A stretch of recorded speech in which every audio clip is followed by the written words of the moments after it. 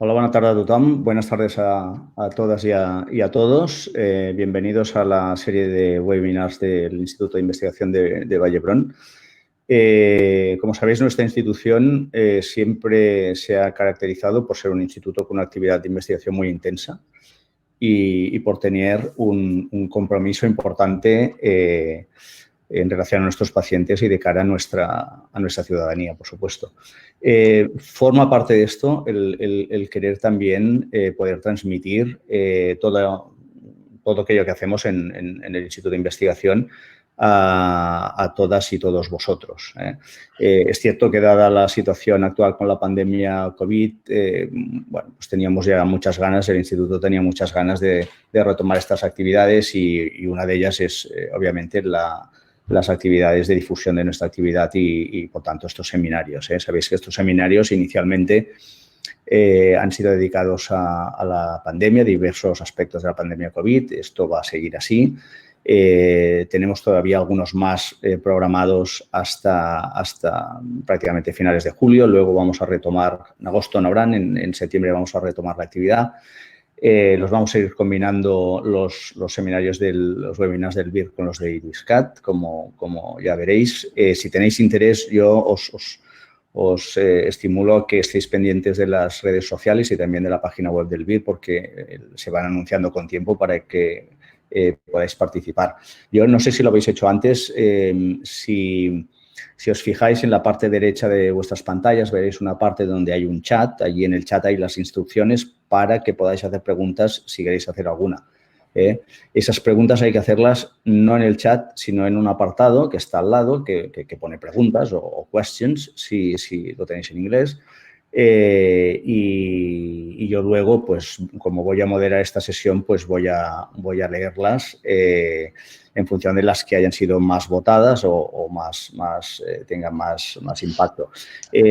Si queréis hacer preguntas, las hacéis. Si queréis votar las que están hechas, podéis hacerlo también. Yo luego las leeré. Hoy tenemos un seminario muy interesante. Tenemos con nosotros al doctor Adrián Sánchez Montalbá, de la Unidad de Medicina Tropical y Salud Internacional del Servicio de Enfermedades Infecciosas del Hospital de Vallebrón, investigador del grupo de investigaciones en enfermedades infecciosas del Instituto. Nos va a dar una charla sobre las lecciones aprendidas en cuanto a investigación clínica en un escenario de pandemia como la del COVID-19. El doctor Sánchez os puedo decir que es médico especialista en medicina interna e infectología, así como doctor en medicina por la Universidad Autónoma de Barcelona, cum laude, premio extraordinario. Entre las enfermedades infecciosas, su principal área de interés es la medicina tropical, la salud internacional y la tuberculosis, donde tiene muchísimos trabajos y dirige diversos proyectos de investigación. El doctor Adrián Sánchez es actualmente un investigador Joan Rodés. Ha supervisado diversas tesis doctorales y es coautor de más de 70 publicaciones en revistas internacionales de impacto. Colabora en diversos proyectos internacionales, no os voy a mencionarlos todos, pero sí algunos de ellos que me parece que por su impacto son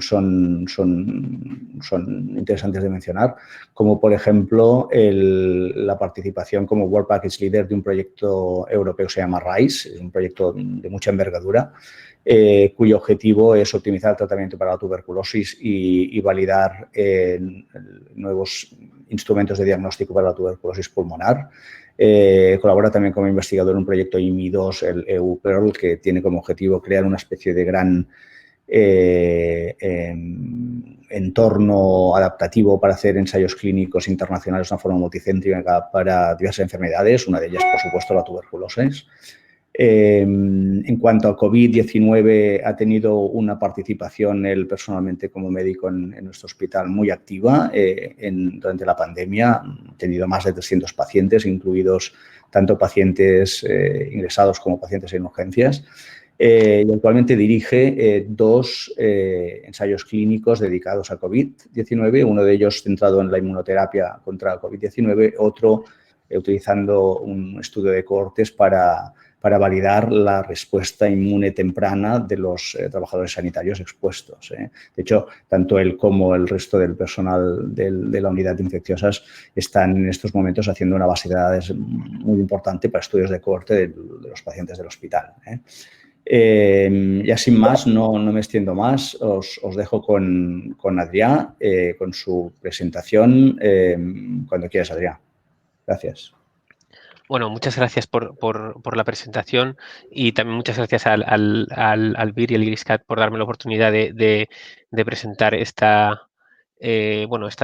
ideas de lo que hemos aprendido durante la pandemia, y también muchas gracias a todos los que os habéis conectado.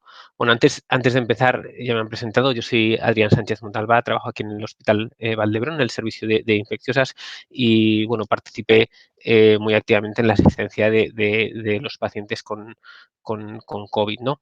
Y esta charla es principalmente, bueno, es mi visión, mi análisis de los problemas en cuanto a investigación clínica que hemos tenido en el hospital durante este tiempo de pandemia. Es una visión totalmente personal y seguro que otros investigadores han tenido otras vivencias, y yo creo que es interesante después también en la discusión poder abordar pues este aspecto, ¿no? Bueno, sin más preámbulos, esta es la estructura de la presentación. No tengo ningún conflicto de interés en cuanto a la presentación.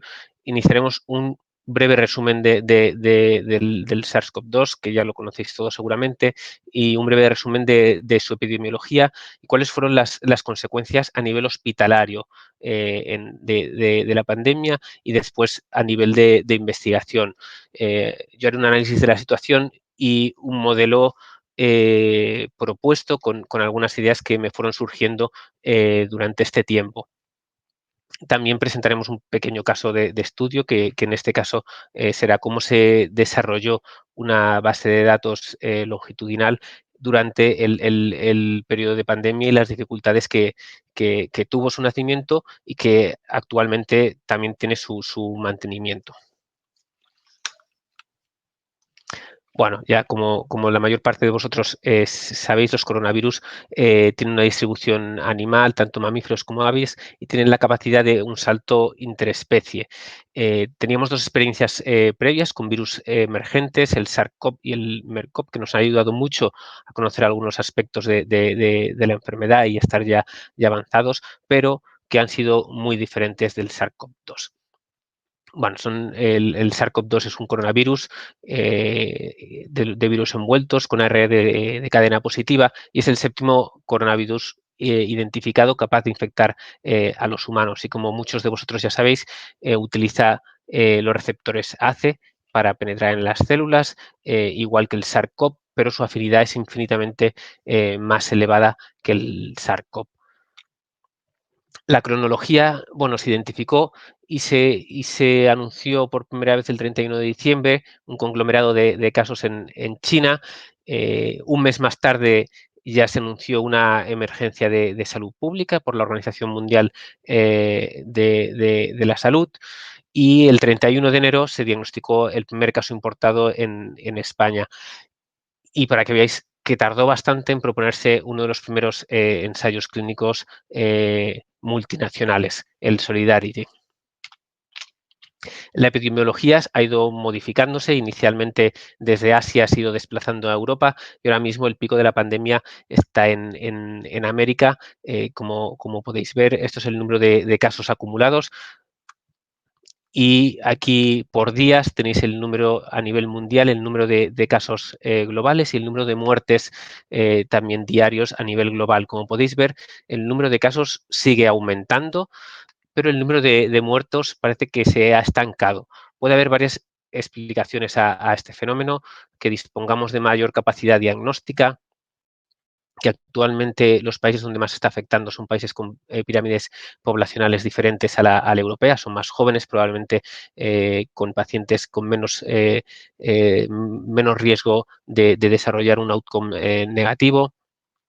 Y también conocemos algo más de la enfermedad, tenemos más experiencia en su tratamiento, y algunos de estos países están utilizando también confinamientos selectivos donde la población de mayor riesgo permanece confinada. La epidemiología nacional es muy conocida por todos. A finales de marzo tuvimos el pico de la pandemia. Esto es el número de fallecidos a nivel nacional.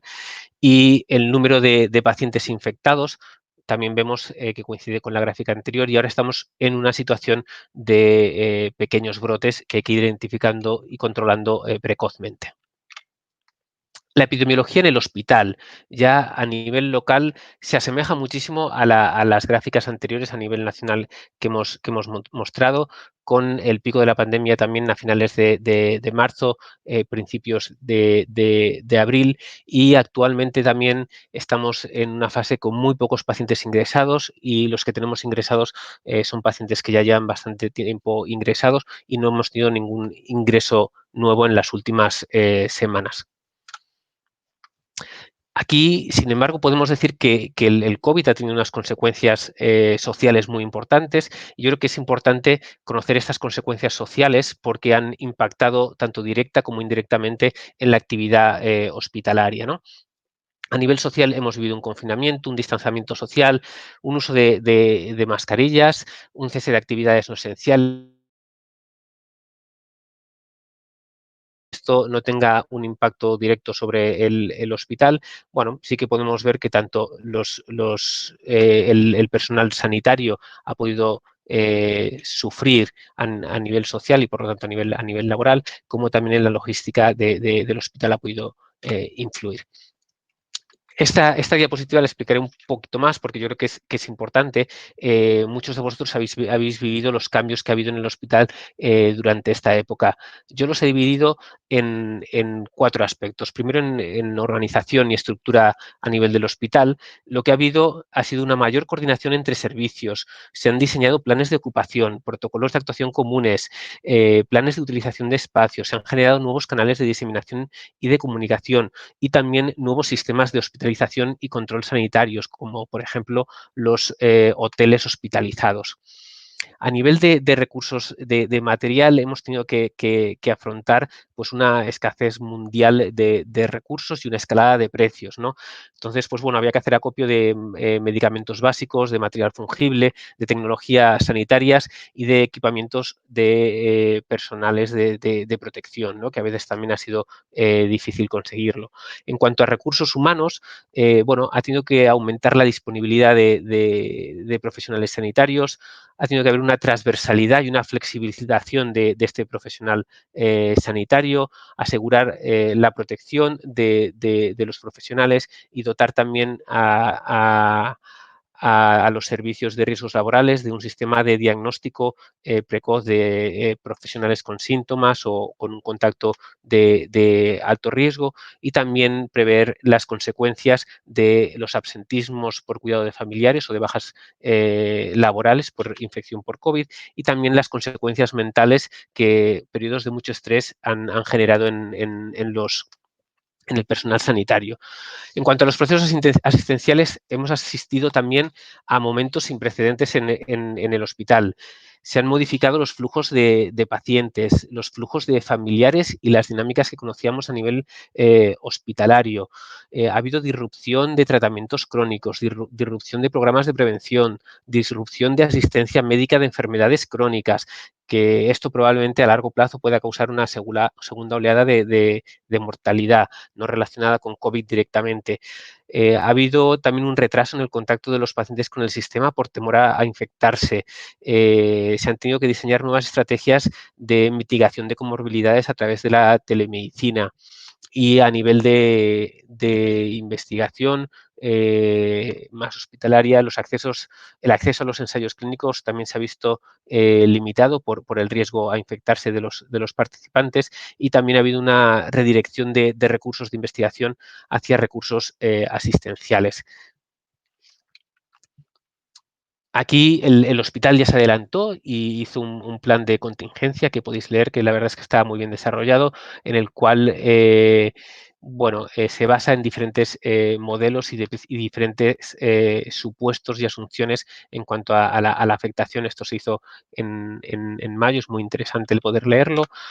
Y después yo me quería parar un segundo en el tema de los recursos humanos, que para mí es muy importante tanto en asistencia como investigación, que ha estado sometido al riesgo de infección, al absentismo por cuidado de familiares, incertidumbre en los tratamientos que aplicábamos. Los equipos de protección eran limitados, teníamos grandes cargas de trabajo, sometidos a altas intensidades de estrés, tomábamos decisiones de final de vida con poco conocimiento sobre la enfermedad y la asignación de recursos no siempre era fácil.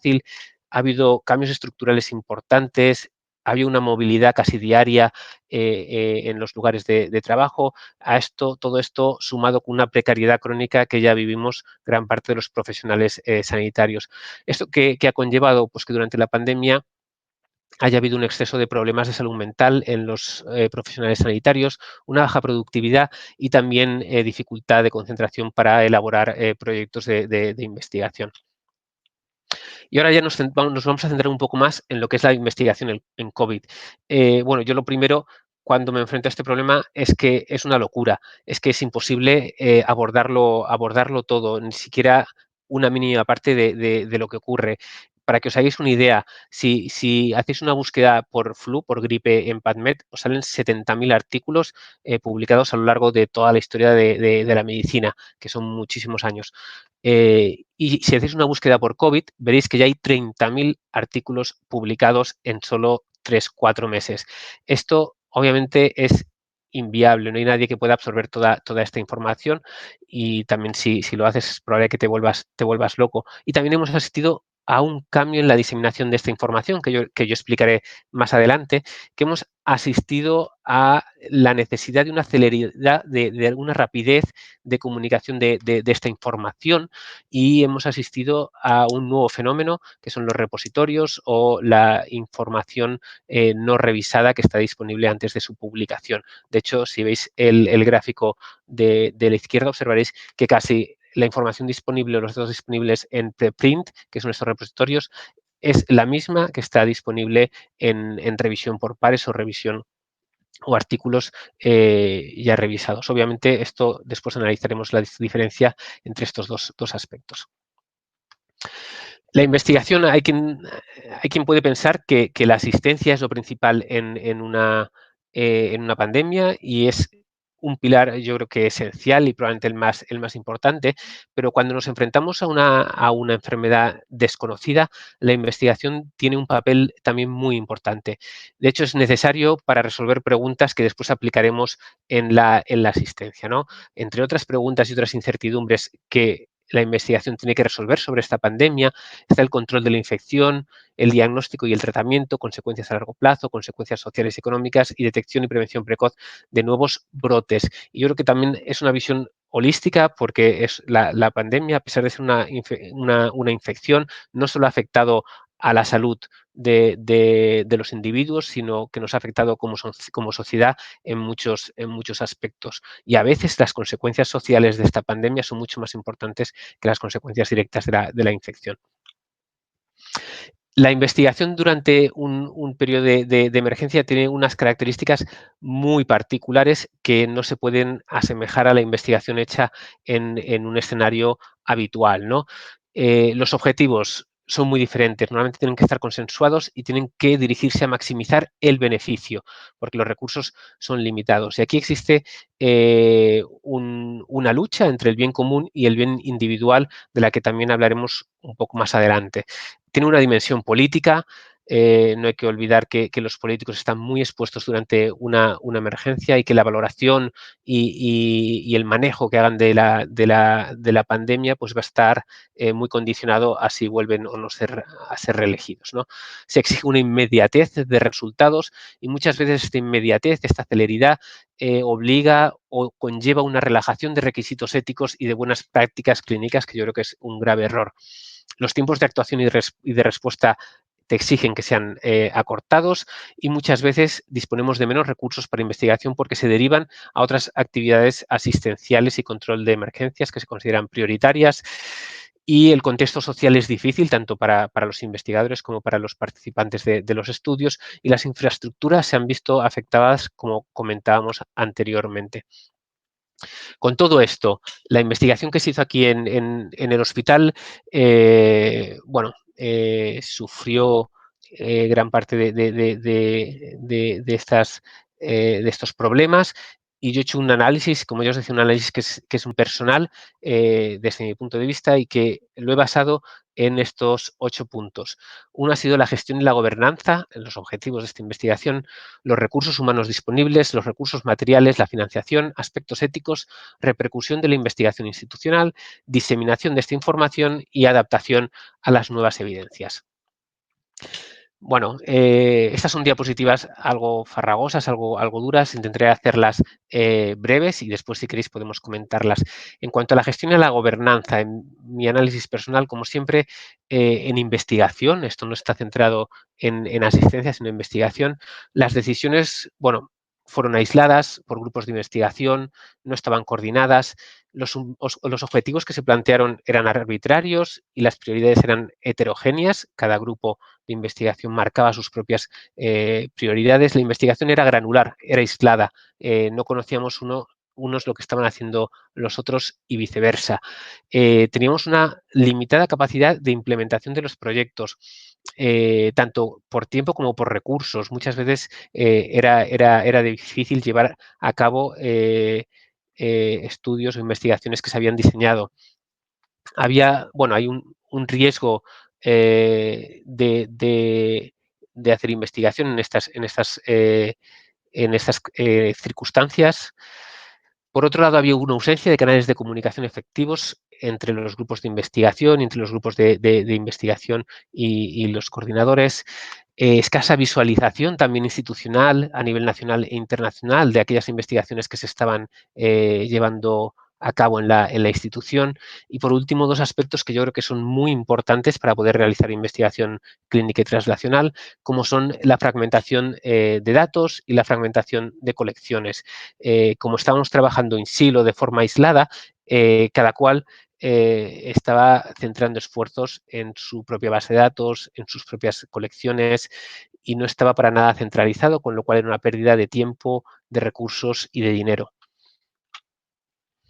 En cuanto a los datos, que yo creo que son prioritarios, ¿no?, para poder entender y resolver muchas de las cuestiones que hoy en día afectan a la enfermedad.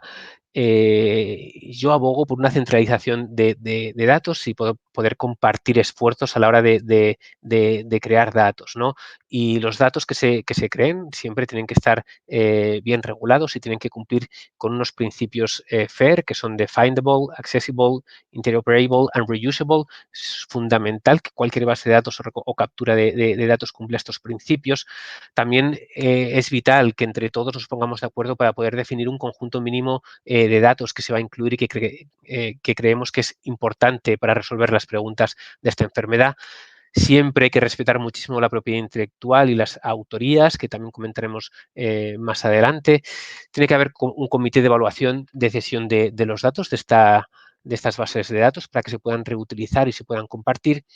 Y por último, se tienen que crear sistemas de captura automática de datos para que estos datos no se tengan que recoger de forma manual. Incluso generar cursos clínicos automatizados dentro de nuestro sistema de gestión de historias clínicas, que es el SAP, poder tener cursos clínicos automatizados con una captura directa de datos, que igual para la siguiente ola podríamos disponer de estas herramientas. De hecho, si ya llegamos a un nivel de coordinación importante o aumentado, como yo lo llamo, podemos llegar a desarrollar iniciativas bien a nivel local, bien a nivel nacional, incluso internacional, como estas iniciativas, que son ensayos clínicos que engloban un gran número de hospitales y que incluyen una coordinación aumentada muy importante. Tenemos 2 ejemplos. En Inglaterra, un ensayo clínico donde participan muchos hospitales ingleses, el Recovery, y en Francia la coordinación también de otro ensayo clínico muy importante, centrado en Francia, pero que también participan otros países europeos, que es el Discovery. En recursos humanos, en investigación, la verdad es que ha sido complicado porque los diferentes grupos de investigación tenían intereses diversos y utilizaban los recursos humanos de forma desorganizada. Las estructuras de soporte a la investigación probablemente se han visto desbordadas por la avalancha de proyectos de investigación en este contexto y la falta de coordinación y de cohesión de los mismos. También hay que pensar que muchos investigadores han sufrido cambios estructurales y también bajas laborales o absentismo para el cuidado de familiares enfermos. Y los investigadores han estado sometidos a muchas veces sobrecarga de trabajo y cuando disponían de recursos, dificultad para encontrar personal cualificado en un momento de pandemia. Y por último, ha habido también una escasa recompensa de impacto bibliográfico y escaso reconocimiento en muchas ocasiones por la rapidez de la investigación, muchas veces que deja desfasado estudios en los que se ha invertido mucho tiempo y muchos recursos, porque otros grupos han podido sacar información útil mucho antes. Y también hay un conflicto muchas veces entre investigadores, dado que en este tipo de pandemias participan muchos investigadores, muchos profesionales sanitarios. Igual habría que replantear en momentos de pandemia los sistemas de autorías actuales por firmas colectivas o por grupos de estudio institucionales, como se hace ya en algunas grandes instituciones como la Organización Mundial de la Salud.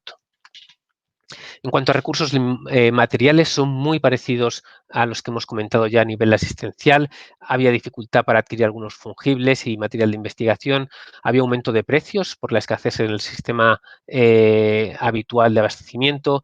También a veces faltas de espacios de almacenamiento para muestras, al no haber diseñado colecciones o biobancos comunes, podía existir este exceso de muestras de los estudios y también de los sobrantes de las muestras de práctica clínica habitual. Y ha habido una saturación de los laboratorios asistenciales que ha limitado la labor de investigación que estos desarrollaban, y muchas veces los laboratorios de investigación se han reconvertido a actividades asistenciales para dar soporte al hospital. La financiación, esto es muy importante porque gran parte de los estudios que intentábamos llevar a cabo necesitaban recursos, pero había un desfase muy importante entre la necesidad inmediata de los recursos y la aprobación de las ayudas, con lo cual no podías llevar a cabo los estudios en el momento en el que eran necesarios. También había una dificultad para la gestión de los fondos. Los equipos de gestión muchas veces estaban desplazados y la comunicación era complicada. Después se priorizaron y a veces se sobreexplotaron investigaciones derivadas de la industria por su capacidad de compensar frente a investigaciones académicas con recursos mucho más limitados. Y en ocasiones había una falta de sindicalización en la selección de la investigación de la industria, con que en algunos momentos nos encontrábamos con muy pocos participantes y muchos ensayos de la industria que estaban en marcha en ese momento. Además, se hacía una selección de los ensayos muchas veces de forma granular.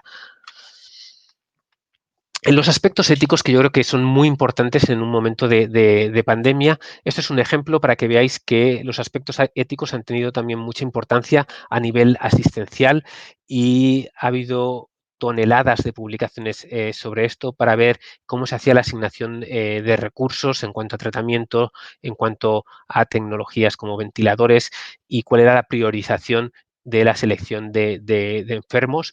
Siempre se hacían recomendaciones sin llegar a una clara respuesta, y al final siempre la decisión final caía sobre el equipo médico de los pacientes, con lo cual exigía también, bueno, ha requerido de mucha meditación y muchas veces ha tenido consecuencias en el personal médico.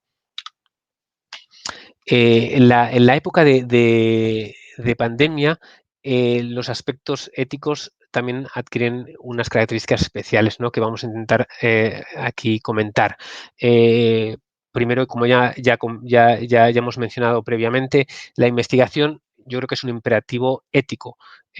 Para poder ofrecer la mejor intervención a nuestros pacientes tenemos que saber cuál es primero, y para saber cuál es tenemos que hacer investigación, y en este caso de forma rápida y basada también en evidencia robusta. No podemos decidir intervenciones que no estén basadas en una evidencia robusta.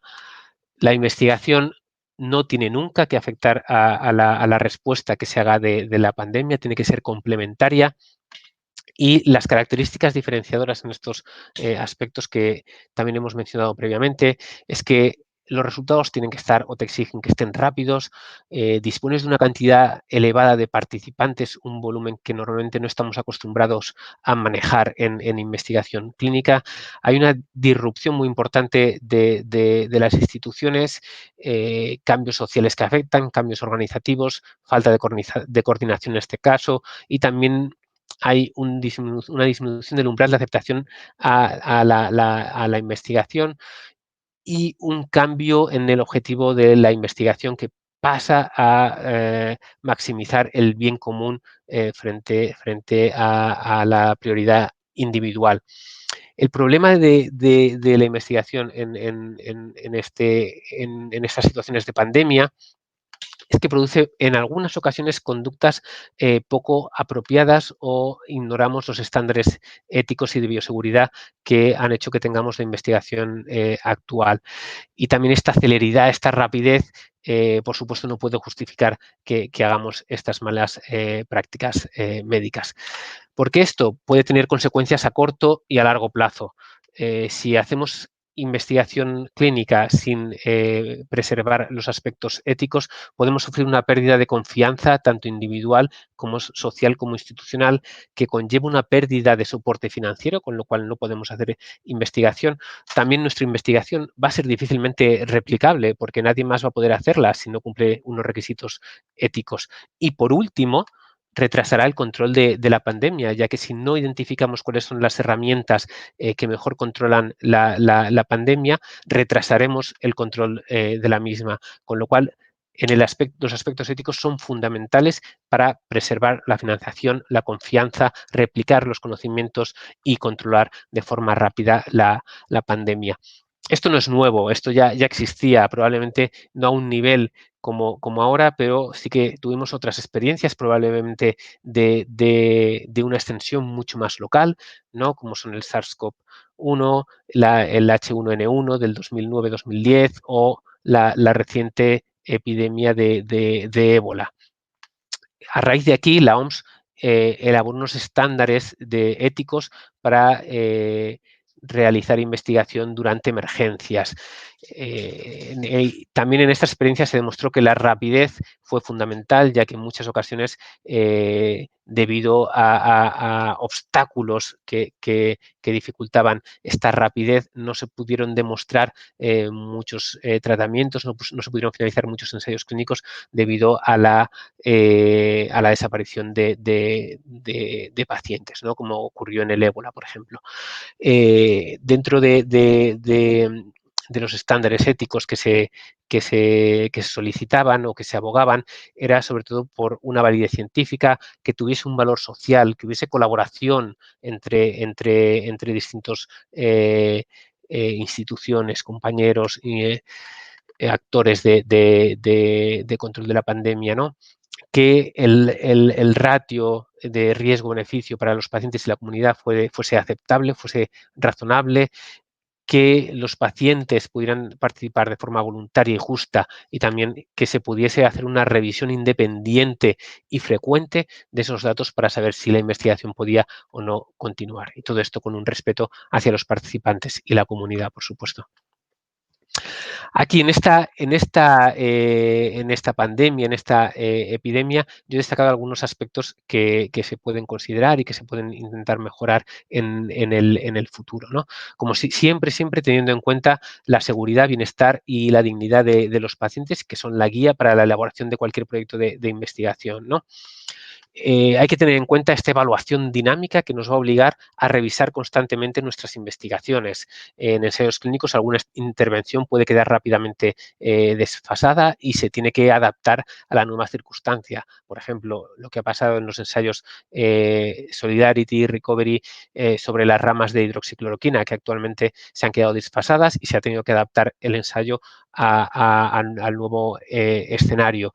Es importante realizar investigación en salud pública y el comportamiento social, porque a día de hoy lo que ha demostrado un control efectivo de la pandemia son las medidas de comportamiento social, como son el distanciamiento y el confinamiento. Son las más eficaces a día de hoy para controlar la pandemia. Son aquellas medidas no farmacológicas, por lo tanto, son de gran importancia en el control de estas pandemias de transmisión infecciosa.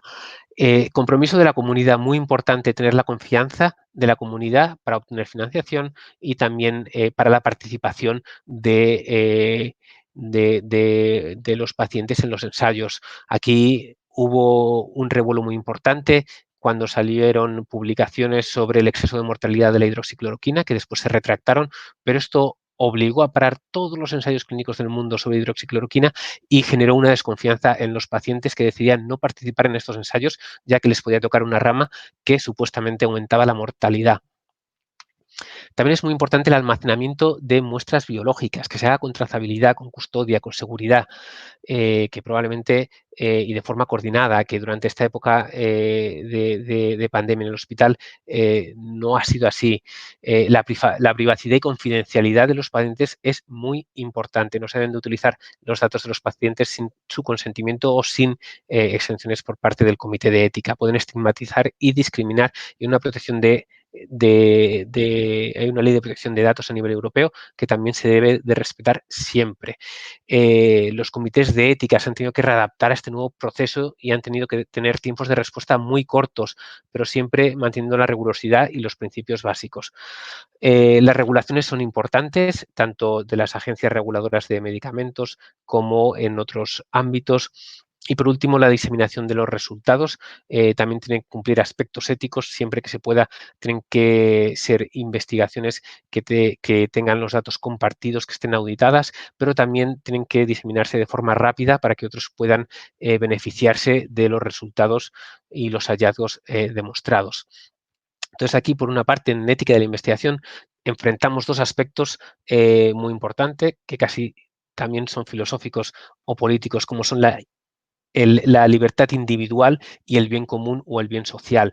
Parece ser que durante las pandemias el bien social adquiere una dimensión diferente y la libertad o la seguridad individual queda un poco más rezagado. Nosotros, como investigadores, tenemos que asegurar que se puedan equilibrar ambos y que a nivel individual los pacientes puedan disfrutar de los mismos beneficios de los que disfrutaban antes de la pandemia.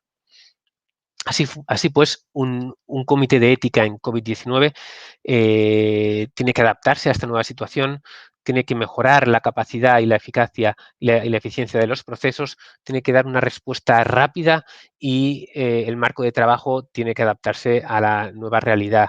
Tiene que sustituir todo el soporte en papel por soporte que sea telemático, tiene que evitar la adquisición de firmas físicas, tiene que adaptarse a todo este nuevo proceso de pandemia.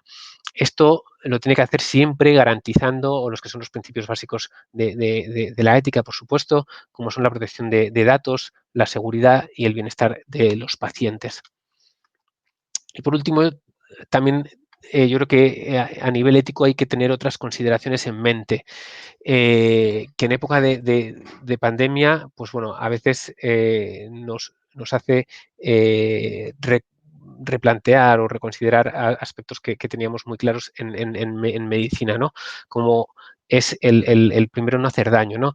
En un momento de pandemia nos puede hacer pensar que cualquier potencial intervención, ¿no?, es mejor que no hacer nada, a pesar de los riesgos y del desconocimiento que estas intervenciones tienen en la eficacia en la enfermedad, ¿no? Entonces, bueno, hay que considerar siempre que las intervenciones que realicemos tienen que tener una cierta eficacia demostrada y tienen que no suponer un riesgo para la seguridad del paciente. Por otro lado, tenemos que tener en cuenta la vulnerabilidad de los pacientes en esta situación de pandemia. En este caso, los pacientes estaban en el hospital solos, estaban aislados, no podían salir y la comunicación muchas veces era una comunicación a través de dispositivos electrónicos. Estaban alejados de sus familiares y tenían una incertidumbre muy importante sobre su futuro, dado que la mortalidad o la comorbilidad asociada a esta enfermedad podía ser elevada, con lo cual los hace muy vulnerables a las decisiones médicas y a las propuestas de investigación, ¿no? Y muchas veces pueden perder esa libre capacidad de decisión, y esto hay que tenerlo muy en cuenta, hay que darles tiempo, hay que informarles muy bien a la hora de participar en estudios. Por último, también quería comentar en aspectos éticos el consentimiento informado, que ha sido, yo creo que un tema recurrente muchas veces en los que hacemos investigación clínica, ¿no? Por una parte, hay una necesidad de minimizar el riesgo del personal sanitario en la adquisición del consentimiento y en las interacciones que se tenían con los pacientes. Había dudas sobre cómo se tenían que almacenar estos consentimientos que estaban en contacto muchas veces durante un tiempo con los pacientes en habitaciones donde había aerosoles, etcétera. El estado emocional de los pacientes, la vulnerabilidad y la ausencia de un asesor, en este caso unos familiares que pudiesen compartir las inquietudes de los pacientes, ¿no? Entonces se planteaban diferentes opciones en cuanto a consentimientos bueno, y también yo creo que dependía un poco a nivel cultural y a nivel de legislación de diferentes países, y muchos países se han hecho diferentes preguntas, que si en época de pandemia es necesario la obtención de consentimiento para diferentes estudios de adquisición de datos y muestras biológicas, de adquisición de datos con remanentes de muestras, adquisición de datos con recogida de muestras de investigación y ensayos clínicos. Bueno, esto es una duda, una cuestión que no tengo respuesta y que lanzo y que probablemente tenga diferentes respuestas en diferentes contextos, ¿no? Hay diferentes estrategias locales a veces para superar estas barreras, ¿no? Como es una exención de consentimiento por parte de comités de ética para determinadas investigaciones. Bien puede haber consentimientos de centros cuando las intervenciones no están claramente definidas, entonces cualquier individuo que entre en el hospital directamente puede formar parte de un ensayo clínico, como ya se ha hecho en otras investigaciones. Cabe la posibilidad de hacer consentimientos electrónicos para facilitar el almacenamiento, consentimientos de voz aplicando nuevas tecnologías, y por último también se puede utilizar el asentimiento en vez del consentimiento en algunas circunstancias. Eso a nivel local, a nivel nacional, a nivel común o a nivel legislador. A veces pueden salir legislaciones o sanciones de ley para la obtención de consentimientos en determinadas circunstancias, que también es una vía a explorar. A nivel, como hablábamos antes, ¿cuál ha sido la repercusión sobre la investigación institucional, la que ya se estaba desarrollando en los centros de investigación? Bueno, muchas veces ha sido devastadora, ¿no? Porque los centros han reorganizado o han redirigido recursos de investigación hacia actividades asistenciales. Muchos profesionales que se dedicaban a la investigación han tenido que trasvasarse hacia una actividad asistencial. Muchas veces ha habido un cierre directamente de unidades de ensayos clínicos o una reducción de la actividad. También la disminución de actos médicos no esenciales ha hecho disminuir el número de candidatos a participar en ensayos clínicos, con lo cual no se han podido llegar a los números con los que, comprometidos en el ensayo. Muchas veces era difícil garantizar la seguridad de los pacientes en ensayos clínicos. Eran pacientes muy vulnerables que tenían un riesgo importante si acudían directamente a los centros de ensayo. Y también es importante valorar a nivel médico y humano cuál ha sido el impacto de las consecuencias negativas que ha tenido el cese de la intervención para los pacientes. Dejar de recibir un tratamiento de investigación muchas veces puede tener consecuencias negativas para estos pacientes. Para que os hagáis una idea, a veces ha habido disminuciones de más del 50% en cuanto a diagnósticos de determinadas condiciones oncológicas durante esta pandemia, así como de otras enfermedades. También es un tema importante, yo creo que cuál va a ser el impacto a nivel de la investigación farmacéutica, de las compañías farmacéuticas, va a tener yo creo que un impacto a corto y a largo plazo, ¿no? Por un lado, a corto plazo ha habido un cambio en la forma de interaccionar con estos actores y también ha habido un cambio en el diseño de estrategia de desarrollo de productos. Ha habido un trasvase de recursos hacia el COVID. De hecho, a día de hoy hay más de 113 medicamentos en desarrollo para el COVID y más de 53 vacunas, que ahora ya creo que son más de 75 vacunas que están en desarrollo para el SARS-CoV-2. Y para que os hagáis una idea, ya yo creo que hay en marcha más de 1000 ensayos clínicos para evaluar tratamientos contra el COVID. ¿Esto qué hace? Pues bueno, que los recursos que se estaban dedicando a otra investigación se han trasvasado. Y a largo plazo, ¿qué pasará? Pues bueno, pasará, por un lado, que las administraciones se han visto desbordadas por el COVID, con lo cual tendremos un retraso en la aprobación de fármacos o productos farmacéuticos no relacionados con el COVID. También habrá un retraso en la aprobación de ensayos clínicos y una dificultad tanto para el seguimiento y reclutamiento de nuevos pacientes con enfermedades no COVID. Y va a haber una dificultad para la libre circulación de capital para inversión en salud, ya que muchos países han restringido la circulación de capital destinado a salud, al igual que han hecho con los recursos y la tecnología médica. Otro aspecto que me gustaría comentar es el de la diseminación de la información. Los medios los canales de comunicación han variado o ha habido una transformación en este tiempo. Probablemente los canales ya existían, pero la forma de utilizarlos era diferente. Teníamos un sistema tradicional y un sistema de nuevas plataformas, redes sociales, que se ha visto fomentado por las características de la pandemia, ¿no? Por un lado, los sistemas tradicionales, la población diana siempre eran los expertos, revistas médicas impresas o revistas médicas online, tenían una diana muy reducida. Hoy en día el COVID ha abierto la investigación a nivel probablemente mundial y a todo tipo de poblaciones y todo el mundo está al día de los resultados de diferentes ensayos clínicos a nivel mundial, de la aparición de vacunas, de la aparición de nuevos test diagnósticos, con lo cual ha abierto la población diana de la investigación médica.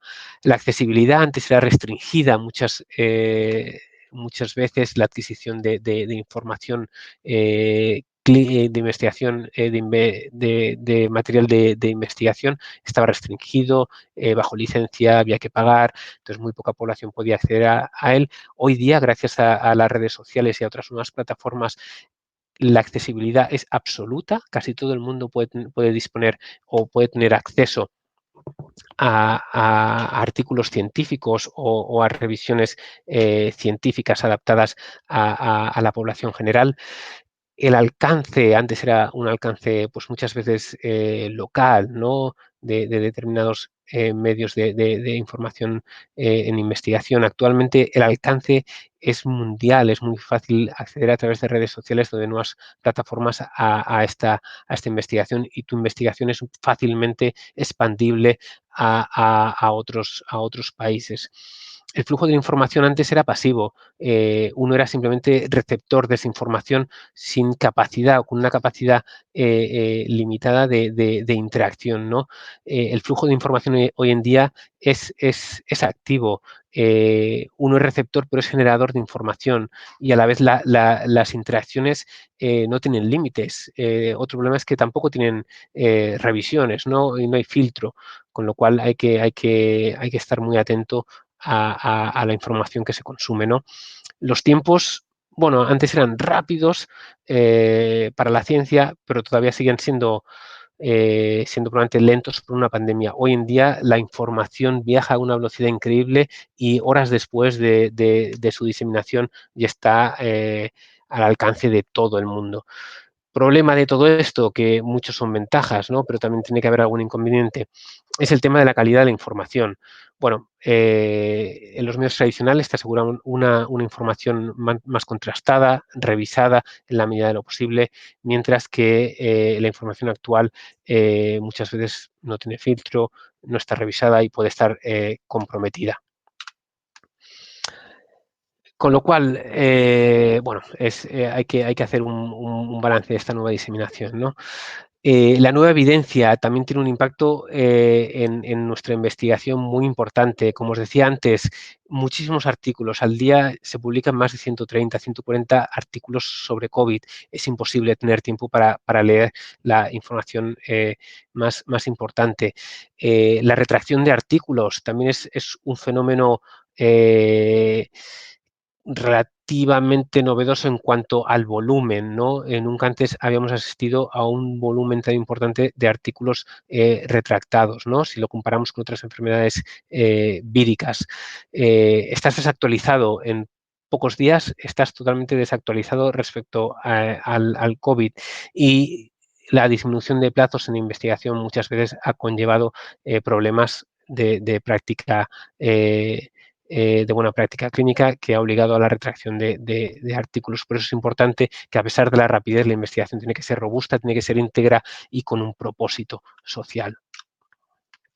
Eso es para que veáis que toda esta vorágine de investigación, pues bueno, ha llevado a la retracción de varios artículos. Muchos de vosotros ya los conoceréis, algunos de ellos muy importantes. Artículos del New England Journal of Medicine, del Lancet, se han retractado. Y bueno, actualmente hay más de 22 artículos retractados, 3 una retracción temporal y 2 donde hay una expresión de preocupación sobre aspectos de los estudios. Por último, ya voy a hacer 3 diapositivas.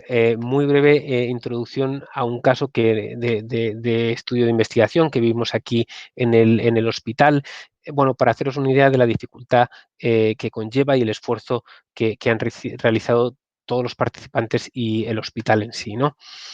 Que fue simplemente la creación de una base de datos de investigación en COVID con un objetivo muy básico, ¿no? Que era dar respuesta a las necesidades, a la necesidad de disponer de unos datos clínicos de calidad, ¿no? Para responder preguntas emergentes de investigación que todos los que veíamos directamente o indirectamente pacientes o tratábamos con ellos o estábamos en contacto directo o indirecto con los pacientes teníamos, ¿no?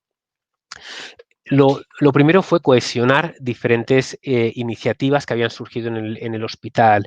Esta iniciativa concretamente fusionó 4 bases de datos independientes que se estaban realizando, homogenizó variables y aunó esfuerzos para no tener bases fraccionadas, dinamitadas, sino poder compartir una base común. Hay más bases de datos en el hospital, probablemente esta consiguió aunar a 4. Consiguió una participación multidisciplinar de 6 servicios del hospital con asistencia directa a enfermos y con una asistencia indirecta.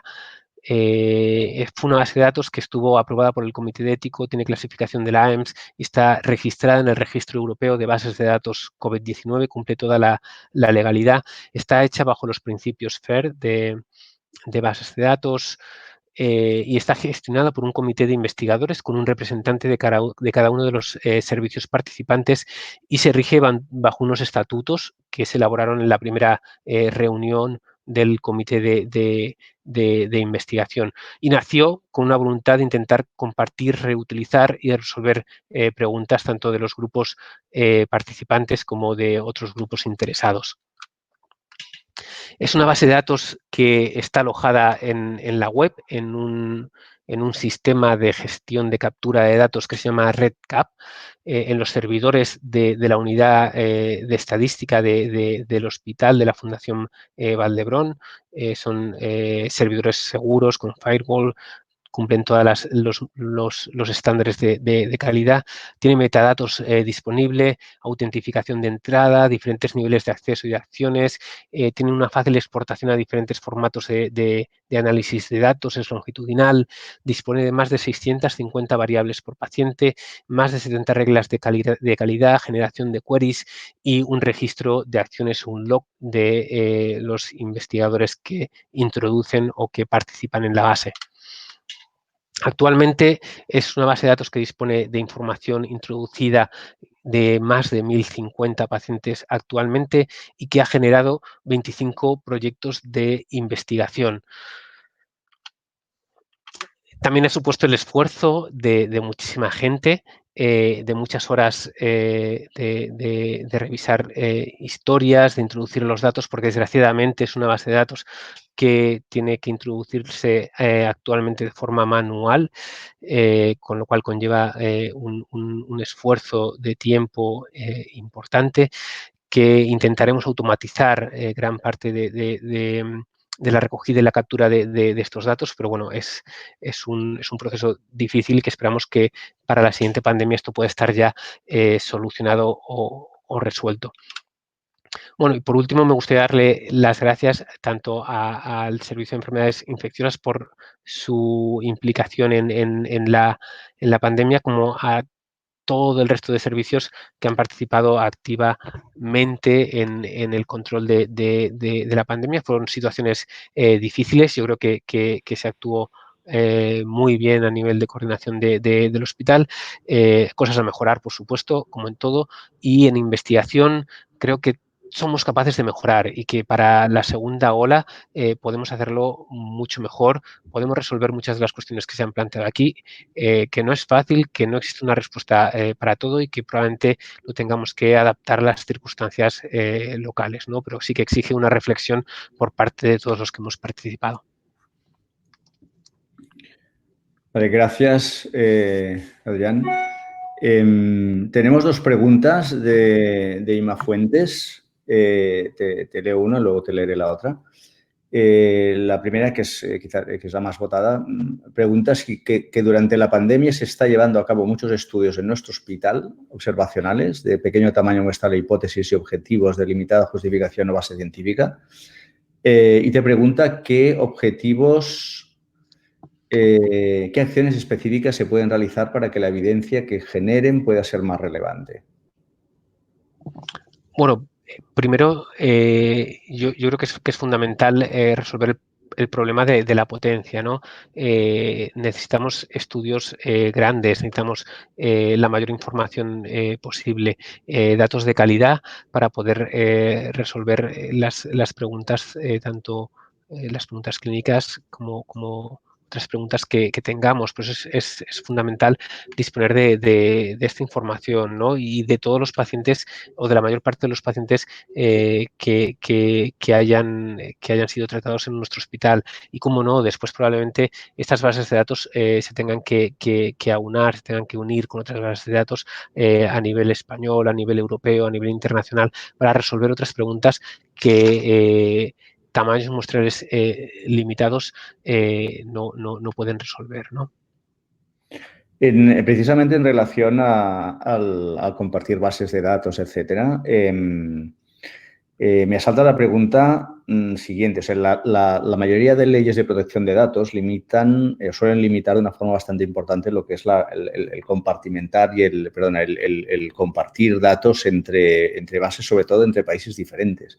Y quería preguntarte, en tu experiencia, que estás con esta base y que habéis podido integrar 6 bases diferentes, etcétera. ¿Qué dificultad tiene esto en relación a una enfermedad como el COVID-19 y cómo crees que podría mejorarse? Pues bueno, es una pregunta complicada porque la verdad es que a nivel de legislación yo no soy un experto, pero probablemente existen mecanismos para poder compartir de una forma anonimizada estos datos. De hecho, ya hay iniciativas a nivel europeo para utilizar lo que se llaman datos federados, que es intentar que los datos no salgan de la institución, pero sí que sean analizados, agregados y después enviados para un nuevo análisis, con lo cual los centros de análisis centralizados no disponen de datos individuales de los pacientes, sino que disponen de datos agregados y los datos nunca salen de la institución. Pero bueno, son estrategias de análisis novedosas que tienen también a veces dificultades para llevarse a cabo, pero yo creo que es una solución muy inteligente, ¿no? El enviar una sintaxis de análisis al centro y que con sus datos, una vez armonizados, puedan analizarse. Y tú lo que envías no es la base de datos ni datos individuales, sino que ya envías el agregado de análisis. Y con esto se respeta la Ley de Protección de Datos europea. Sí, o sea, en general, yo creo que nos has dado un mensaje muy claro que por tu parte es obvio que es un firme defensor de la necesidad de establecer planes de investigación concretos y reactivos contra enfermedades emergentes, ¿no? Lo digo porque uno de las grandes líneas prioritarias que quiere establecer IRIS-CAT en su momento, o que se está debatiendo, es una línea de respuesta a enfermedades emergentes que de una forma coordine lo que es la investigación y, por supuesto, la investigación clínica. ¿Cómo crees tú que se mejoraría esa coordinación a nivel de COVID-19? ¿Cuál serían los dos aspectos básicos que tú crees que sería necesario para que esa coordinación funcionase? Bueno, es una pregunta, la verdad es que muy difícil y que la coordinación, si en muchos años ha habido instituciones que no se han puesto de acuerdo, igual sí que es un momento que se debería de aprovechar, por supuesto, ¿eh? Y yo, como tú dices, yo soy un firme defensor de compartir, de coordinar, de unar esfuerzos en investigación, ¿no? Y concretamente yo creo que Barcelona dispone de un ecosistema en investigación muy desarrollado y que a veces falta esa coordinación que tú explicas, ¿no? Pero bueno, yo creo que se van haciendo pasos poco a poco y que la pandemia probablemente nos debería ayudar a resolver estas dificultades de coordinación, ¿no? Yo veo un problema muy importante en la gobernanza, en la jerarquía, en la estructura. Esto se tiene que definir siempre muy bien, ¿no? Que al fin y al cabo siempre genera muchos problemas. La financiación, el segundo gran problema, tiene que haber fondos estructurales estables para poder mantener estas coordinaciones, por supuesto. Y si tienes esas dos pilares resueltos, probablemente lo otro vaya saliendo poco a poco. Pero probablemente no me toca a mí decidirlo.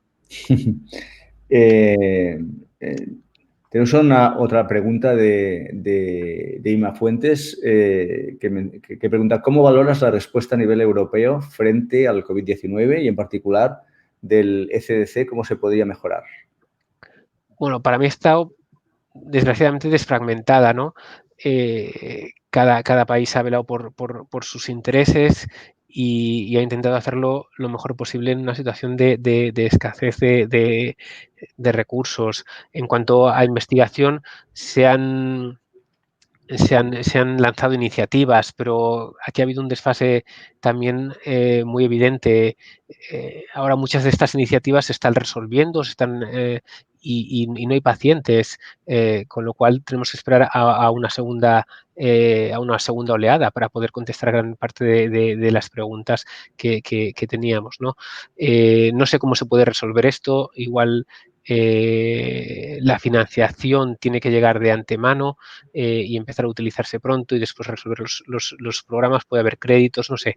Se tendría que mirar una manera diferente de hacerlo, pero por supuesto es necesario una coordinación, una respuesta coordinada en investigación, que yo creo que en esta pandemia ha estado bastante fraccionada. Sí, nos pregunta Salva Agustín en relación al Trial Recovery de Inglaterra, de UK. Dice, es un ejemplo envidiable de trabajo coordinado e investigación clínica a escala supralocal. En una pandemia como COVID-19, ¿hasta qué punto tenemos que insistir en problemas puramente locales y no buscar activamente potenciar iniciativas estatales o internacionales? Hombre, sí, sin duda es totalmente envidiable. Aquí los compañeros del Reino Unido nos han demostrado cómo te puedes coordinar para hacer un ensayo clínico de grandes de grandes características, ¿no? De un impacto muy importante, probablemente junto al Discovery, al Singularity y a los ensayos de la industria van a ser los ensayos que den respuesta a muchas de las preguntas que todos tenemos, ¿no? Y que probablemente sin estos ensayos en la segunda ola seguiríamos haciendo exactamente lo mismo que hicimos en la primera, ¿no? Y además es un ejemplo de cómo llevar a cabo una investigación académica sin ningún financiador potente y sin ninguna monetización de los resultados, ¿no? Sí, en ese sentido, a pesar de que el Solidarity sigue en marcha, ¿qué lecciones crees que nos ha dejado ya?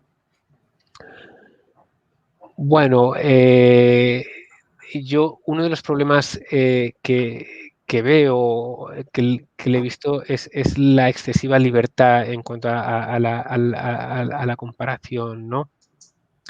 Claro, para obtener una aceptabilidad mundial de un ensayo clínico, tienes que dejar margen a que los médicos tratantes, los centros de investigación puedan modificar el standard of care, ¿no? Pero también es verdad que esto limita muchísimo la hora de sacar conclusiones, con lo cual, a pesar de ser una acción una acción encomiable y un esfuerzo encomiable, en este punto yo creo que ha faltado es ser un poco más estrictos, sobre todo con la rama control de Standard of Care, para después poder, y con los criterios de exclusión e inclusión de los pacientes, para poder sacar unas conclusiones más robustas, ¿no? Sí, en ese sentido, por ejemplo, un tema que debe ser difícil de gestionar es la estratificación de pacientes, ¿no? COVID por la clínica tan variada que tiene. ¿Eso cómo se ha Sí. gestionado en estos ensayos clínicos? Bueno, yo creo que esto va a ser complicado. Por un lado, el ser mundial te da una validez externa brutal, que nadie te va a poder rebatir, pero por otro lado, la validez externa, la validez interna del ensayo a veces puede sufrir un poco, porque es muy difícil homogenizar criterios en un hospital en Rusia y un hospital en Paraguay, ¿no? Entonces, aquí es un poco donde tienes que sacrificar validez interna para tener una validez externa y unos números muy grandes, ¿no? Pero bueno, eso siempre es complicado. Igual restringiendo mucho más los criterios de inclusión y exclusión se podía haber conseguido. Pero esto también te limita el número de participantes, ¿no? Mucha gente se habría echado atrás si haces un ensayo muy, muy restrictivo. Nos pregunta Santi Pérez Hoyos, nos hace dos preguntas. La primera es cómo funciona lo del Registro Europeo de Bases de Datos, quién lo gestiona. Y la segunda nos pregunta si crees que sería necesario crear un grupo de investigación en el BIR que prepare estrategias de investigación para enfermedades emergentes. Pues la base de datos de bases de datos a nivel europeo es una página web de la Comisión Europea que simplemente buscándola en Google tienes un acceso que es gratuito, tú registras, te hacen bastantes preguntas, es extenso, registras la base de datos y es curioso porque realmente les interesa, porque cada X tiempo te van enviando correos electrónicos para preguntarte cómo la llevas, que actualices los resultados, que les informes de los diferentes estudios que han salido adelante, e incluso a veces te proponen estrategias de colaboración. Sí, tenemos un comentario de una de tus respuestas del doctor Ricardo Pujol Borrell, que dice, el comentario es que es paradójico que pasa los miles de pacientes no se entiende, que a pesar de los miles de pacientes no se entiende el mecanismo de daño tisular y los determinantes de la evolución de la enfermedad. Eso tendría que ver un poco con lo que comentábamos de la estratificación, ¿no? De esas dificultades. Sí. Aquí no, es obvio que hemos visto pasar por delante de nuestros ojos más de 2.500 pacientes y no hemos obtenido unas respuestas claras, ¿no? Bueno, yo creo que básicamente ha sido un problema de coordinación y de organización, ¿no? También es verdad que en una pandemia hay muchas cosas imprevisibles y que no puedes controlar, ¿no? Entonces, estar preparado para esto es complicado, pero la velocidad de respuesta yo creo que tenía que haber sido mucho más rápida. Todos estábamos sobrepasados con lo que estaba ocurriendo, pero bueno, a veces es necesario alejarse un poco de la situación y pensar en el futuro, ¿no? Y probablemente si hubiésemos actuado de una manera diferente, tendríamos o conoceríamos mejor algunos mecanismos de daño tisular y podríamos conocer cuáles son los factores que determinan una evolución, la evolución de los pacientes. En relación al REDCap que mencionabas del instituto, Inma Fuentes nos hace una pregunta. ¿Cuántos estudios de los que se realizan con los datos de REDCap son multicéntricos? No sé si tienes ese dato. No, la verdad es que no tengo ese dato. Sé que la Unión Europea está haciendo un esfuerzo por homogeneizar diferentes bases de datos. De hecho, hay ya proyectos europeos con esta intencionalidad, ¿no? Intentar aunar, fusionar bases de datos de diferentes hospitales, tanto bases de datos tanto hospitalarias como poblacionales, para sacar conclusiones. Pero bueno, es un proceso que tardará tiempo en llevarse a cabo, porque poner de acuerdo a tantos actores es muy complicado y tiene que haber unas normas muy estrictas de gobernanza y de compartir datos, ¿no? Sí, en relación a los proyectos europeos, ya que los mencionas, y en relación a uno de los que tú estás involucrado,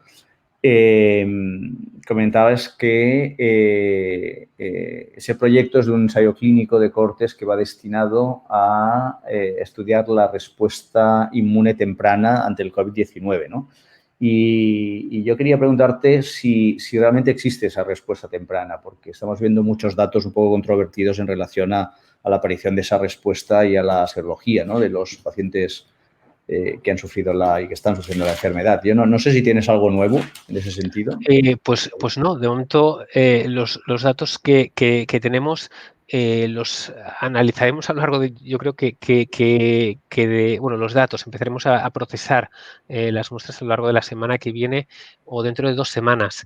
Y una vez tengamos ya procesadas las muestras, analizaremos los datos y a ver qué conclusión podemos sacar, si existe o no existe esta respuesta inmune precoz, y también si esta respuesta inmune precoz protege frente a una nueva infección, ¿no?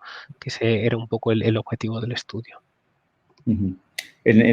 Hablando también de ensayos clínicos, ¿cuál es el nivel de aceptación de la participación de pacientes COVID en los ensayos y cuál es el nivel de adherencia de los mismos en tu experiencia? Pues mira, muchos ensayos clínicos son de tratamiento corto.